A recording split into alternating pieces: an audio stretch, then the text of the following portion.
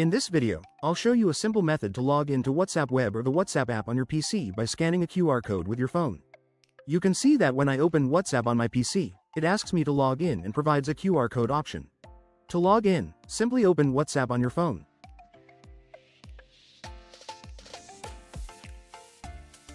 Then you will get Settings icon. Just tap on it.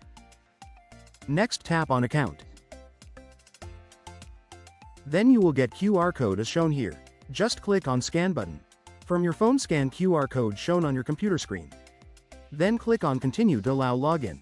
Click on Continue to link a device to your WhatsApp account.